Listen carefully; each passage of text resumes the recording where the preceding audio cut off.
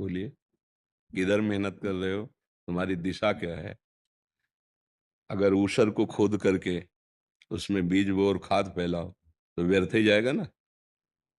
भूमि उपजाऊ है कि नहीं, देखना होगा। बीज घुना हुआ तो नहीं है, देखना होगा। ऐसे ही देखना होता है तुम्हारा कर्म क्या है, शास्त्र प्रमाणित है कि नहीं, तुम्हारा कर्म की दिशा किधर है। अधर्म युक्त कर्म है, मेहनत तो अधर्मी भी करता है ना। प्राण की बाजी लगाकर दूसरों के घर में कूदता है, चोरी करता है, व्यभिचार करता है, हिंसा करता है, लेकिन उसका फल क्या मिलता है? दुर्गति उसकी।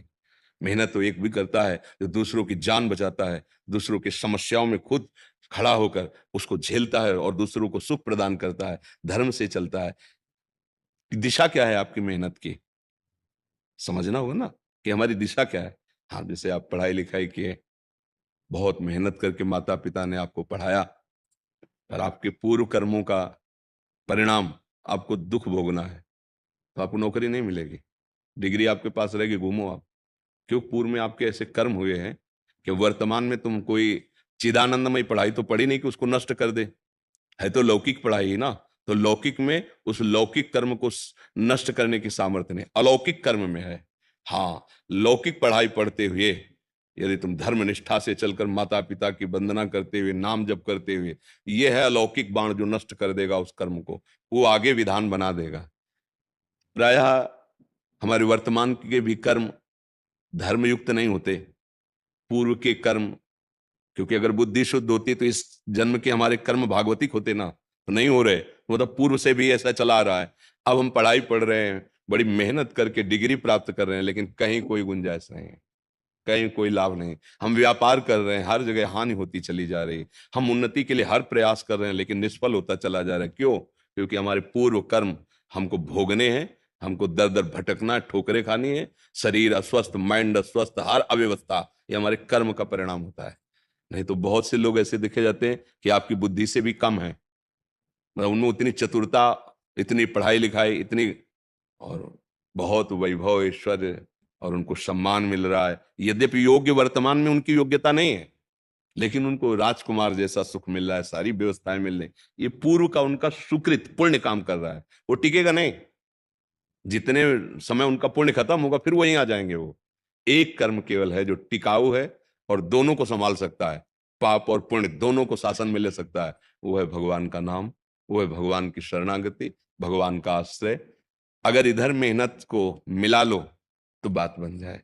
जो भी कर्म किए जाए शास्त्र सम्मत हो, धर्मयुक्त हो, भगवान को अर्पित किया जाए, और भगवान का नाम जब चलता रहे, तो आप संसार पर क्या, त्रिभुवन पर विजय प्राप्त कर लेंगे, परम सुख को प्राप्त हो जाएंगे ना। हाँ, धर्म से चलने वाले का अंतिम परिणाम बहुत बढ़िया होता है। ऐसे थोड़ी ज्ञान प्राप्त हो जाता है। मेहनत सत्य है तो विफल नहीं होगी, और असत्य है तो उसका वर्तमान में करने पर भी दुख और परिणाम में दुख। देखना होगा आपकी दिशा क्या है। बस ये बात समझनी है, अंदर से समझ जाओ तो समझ जाओ। नहीं तो अध्यात्म में अगर बुद्धि नहीं लगी है तो सब नाटकबाजी है, सब ढोंग है। अध्यात्म के बिना, भगवान की शरणागति के बिना, वो खुद भगवान कह रहे हैं ना, दैवी हेषा गुणमयी मम माया दुरत्या मामे वे प्रपद्यन्ते माया में ताम तरंति थे।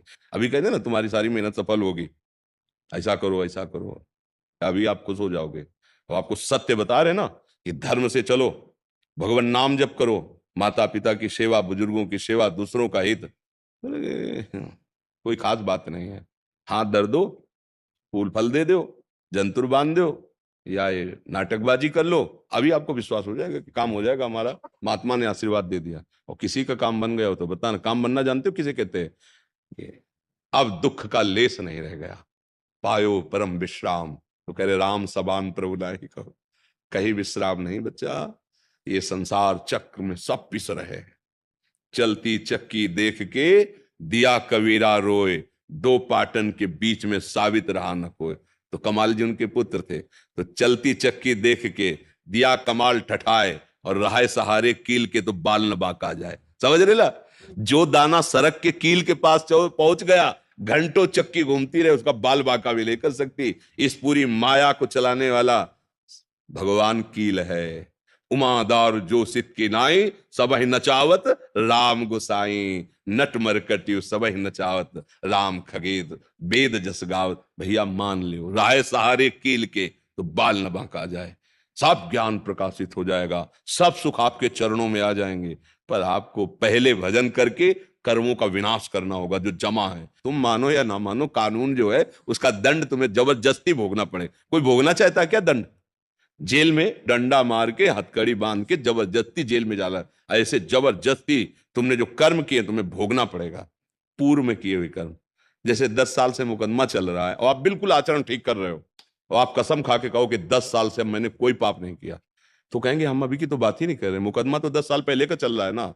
वो जो किया उसको तुम्हें पूरे जीवन भोगना पड़ेगा। अब तुम्हें आयु जेल में बितानी पड़ेगी, कष्ट सहना पड़ेगा। अब वो लोग कहे तो गलत न्याय है, तो देखो यहाँ कानून है ना।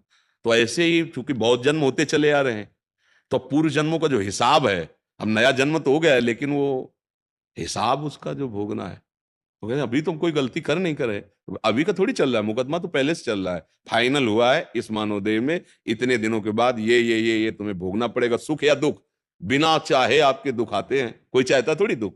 भैया एक कर्म ऐसा है जो उसको विध्वंस कर सकता है, वो है भगवान का आश्रय और नाम जप, और वो कोई करना नहीं चाहता।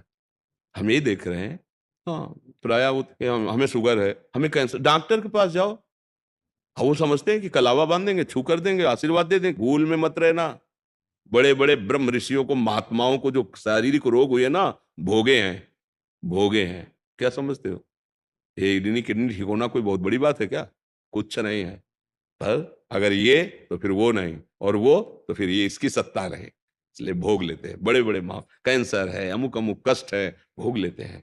तो आप समझो, इतना बड़ा महापुरुष रामकृष्ण परमहंस जी, भगवान कहे गए, गले में कैंसर था, तो तुम चाहते हो ऐसे छूछा आशीर्वाद दो तो तुम्हारा ठीक हो जाएगा? आप थोड़ी तो बुद्धि लगाओ यार। भाई जी हनुमान प्रसाद पोद्दार जी, विश्व का कल्याण करने वाली मूर्ति, आज भी उनकी कलम से जो लिखा हुआ है, हजारों को साधक और सिद्ध बना रहे हैं उनके वचन। उनके उदर में कैंसर था, भयानक पीड़ा, भयानक कष्ट सही। समझो, एक महात्मा 108 गोपाल शास्त्र नाम का रोज पाठ करते थे, और गिरिराज जी की रोज परिक्रमा और भिक्षा वृत्ति से लकवा मार गया ऐसे। तो पूजुड़िया बाबा, हरि बाबा, ये बड़े महापुरुष थे, समीप गए और कहा महाराज मुझे पता है, आप एक संकल्प कर लो तो पूरे विश्व का लकवा ठीक हो जाए, आप क्यों इतना? तब उन्होंने कहा स्वामी जी काहे को विनोद करते हो? ब्रह्मास्त्र का प्रयोग मच्छर मारने के लिए थोड़ी किया जाता है, ये शरीर तो छूटेगा आज नहीं तो कल छूटेगा, अब इसका जो भोग है भोग लेती। इतना बड़ा भजनानंदी महात्मा अपने रोग को सह रहा है, सत्य बात यह है। और तुम चाहते हो कि तुम्हें कोई जंतु बांध दे, छूछा कर दे, हाथ रख दे, तुम निरोग हो जाओगे। कर्म अवश्यमेव भोक्तव्यम, नाम जप करो, भगवान का आश्रय लो, जो दुख सुख आवे भगवान के सहारे सह जाओ, अगला सुधार लो, अगली बात संभाल लो, आगे के दुख मिटा दो, वो भगवान का आश्रय। अब हमें तो यही अध्यात्म से पता चला है कि भगवान की शरणागति के बिना दुखों का नाश नहीं।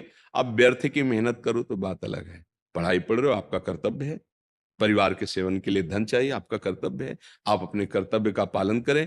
अगर कर्तव्य के पालन में दुख सुख आ रहा है, उससे निरपेक्ष रहना पड़ेगा।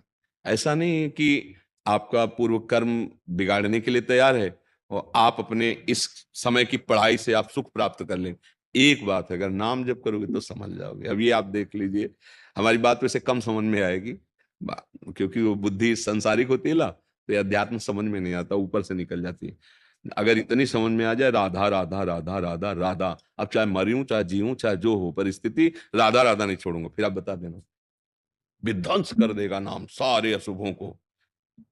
जरूरी थोड़ी वो जो सृष्टि बनाया है किसी सहयोगी से नहीं, अपने आप से बनाया है, और जब उससे सीधा कनेक्शन है, वो कैसे देगा तुम्हें पता ही नहीं, कैसे देगा, वो कैसे महान आपको बना देगा, वो सामर्थ्यशाली है। हमें तो यही विश्वास है, और यही बात हमें संतों की कृपा से, शास्त्र की कृपा से समझ में आई, और शायद आप भगवान की कृपा पात्र हैं कि यही बात सुनने को आपको मिल रही है।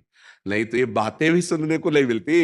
हाँ, बातें ले सुनने को, वहां ऐसा कर दो वैसा हो जाए, राधा राधा राधा राधा जहां श्री राधा वहां कोई नहीं बाधा है।